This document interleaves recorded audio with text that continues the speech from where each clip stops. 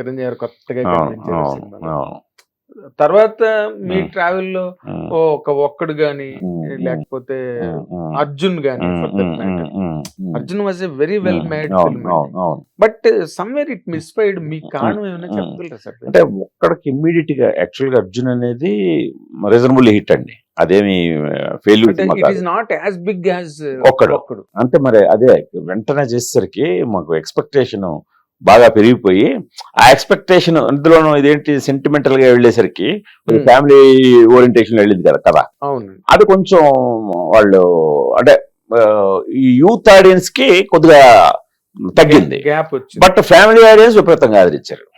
అది అదేలేండి. ఒక్కడిలో ఉన్న టెంపర్మెంట్, ఆ, హీరోయిజం ఆ, ఆ. కొంచెం ఉమ్, ఇది వేరే మౌల్డ్ లో మొబైల్ ఉంటుంది. మోడ్ లో మీ దగ్గర నుంచి మళ్ళీ ఒక్కడే ఎక్స్పెక్ట్ చేశారు.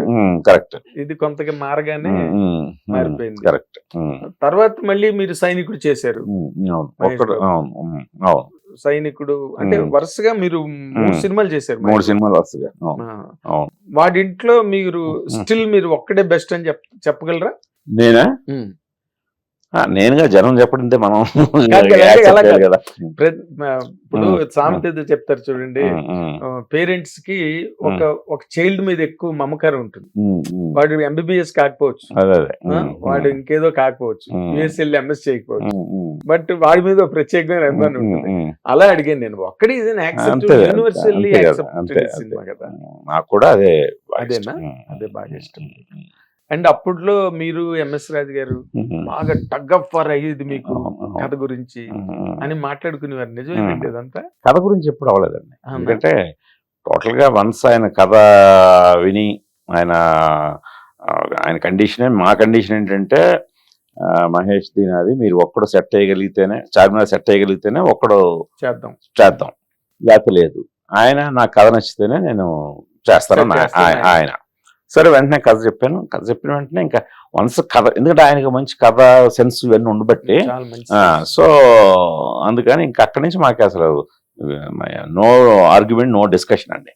సో ఆయన నాకు మామూలు ఫ్రీ హ్యాండ్ ఇవ్వలేదు. ఆ ఫ్రీ హ్యాండ్ ఇవ్వబట్టే ఆ రోజున 9 కోట్లు ఆల్మోస్ట్ బడ్జెట్, ఏది మామూలు రెగ్యులర్గా వెళ్ళేది మహేష్ బాబుకి 13 కోట్లు పెట్టాం. అదే మహేష్ బాబు ఆ రోజు విజయవాడలో 100 డేస్ ఫంక్షన్ లో కూడా చెప్పాడు కదా, నన్ను నమ్మి నాకు మార్కెట్ అంత లేకపోయినా అంత ఖర్చు పెట్టి తీశారు ఎంఎస్ రాజు గారు. మీరు ఇచ్చిన ధైర్యం, మీ కథ, మీ తాలూకా స్టైల్.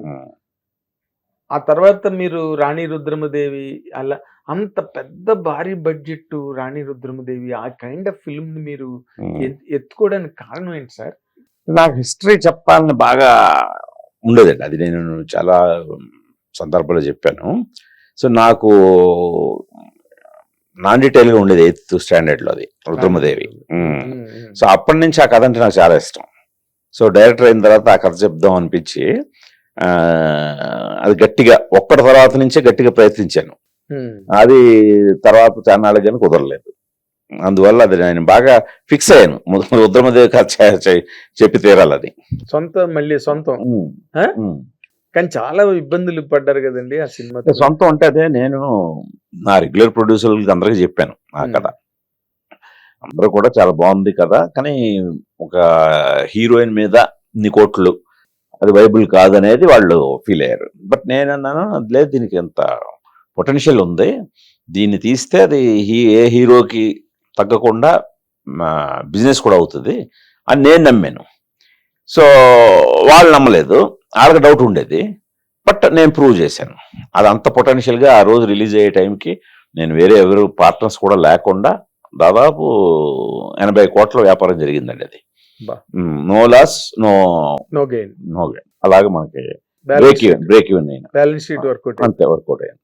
కానీ చాలా గ్రేట్ కదండి అదే అసలు ఆ రోజు తర్వాత కదా బాహుబలిలో అవన్నీ చూసి. అదే మొట్టమొదటి అదే బాహుబలి. ముందు అదే మనమే స్టార్ట్ చేసాం, బాహుబలి ముందు రిలీజ్ అయింది. ఆఫ్ కోర్స్ నేను అదే అంటున్నా, ముందు మీరు స్టార్ట్ చేశారు. అవును అంత జైగాంటిక్ బడ్జెట్ తో చేయడం. కానీ ఈ రోజుల్లో మళ్ళీ అంటే ఇప్పుడు మీరు మళ్ళీ అంటే ఏదో సామె చెప్పినట్టు ఈ రోజున ఫ్యాంటసీలని లేదా thrillers, horrors, other language films కూడా అవి విపరీతంగా డామినేట్ చేస్తున్నాయి సార్. అవును. కానీ at the very same time ఎన్ని థ్రిల్లర్స్ వచ్చినా, ఎన్ని హారర్స్ వచ్చినా, ఎన్ని ఫ్యాంటసీలు వచ్చినా, లైఫ్ అన్నది ఒకటి ఉన్నది. ఆ లైఫ్ ని అందరూ అడ్రస్ చేయాలి, అందరూ అటెన్షన్ పే చేయాలి అనే ఒక కాన్సెప్ట్ తో ఇప్పుడు మీరు యూఫోరియా చేస్తున్నారు. అంతే కదా, అది కూడా ఇంపార్టెంట్. అది ఉన్నప్పుడే ఏ థ్రిల్స్ అయినా, ఏ ఫ్యాంటసీ రియాలిటీ చెక్ అనేది. Reality check. ఇప్పుడు ఇందాక మాట్లాడుకున్నాం మనం, ఇయర్ చక్కగా నవ్వులతో స్టార్ట్ అయింది. అవును. సో ఫిబ్రవరి 6వ తేదీన ఒక చిన్న బ్రేక్ తీసుకుని యూఫోరియా సినిమా చూడండి. కొద్దిగా ఒక రియాలిటీ చెక్ చేసుకున్నట్టుగా ఉంటది. మన చుట్టూ ఉన్న పరిస్థితులు ఎలా ఉన్నాయి, మనం ఎలాంటి వేగంతో ముందుకెళ్తున్నాం, అసలు మన ఇంట్లో ఏం జరుగుతుంది, ఎదురింట్లో ఏం జరుగుతుంది, ఇలాంటి రియాలిటీస్ అన్ని కూడా ఒక కాన్షియస్నెస్ క్రియేట్ చేస్తాయి యూఫోరియా అనేది. చాలా చాలా.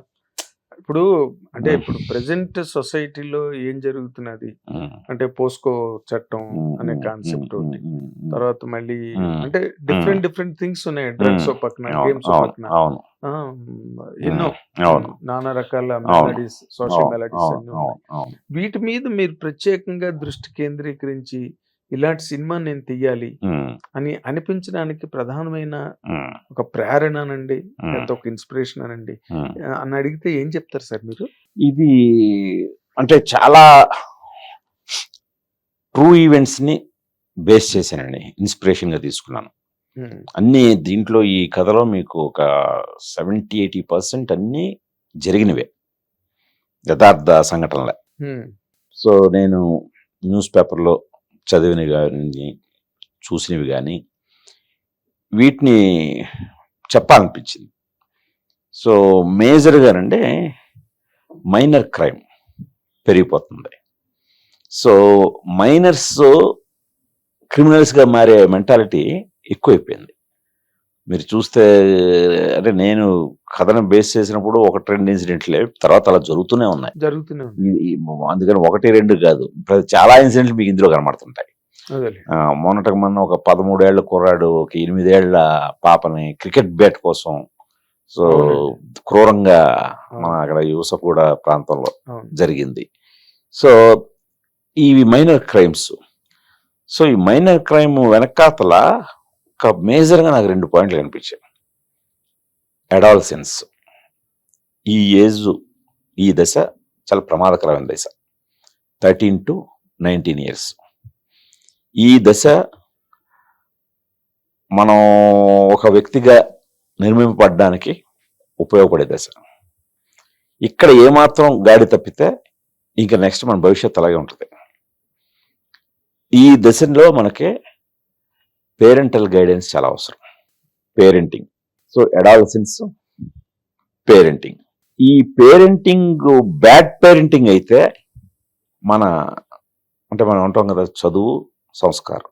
చదువు గురువులు నేర్పుతారు, సంస్కారం ఇంట్లో నేర్పుతారు, అంతే.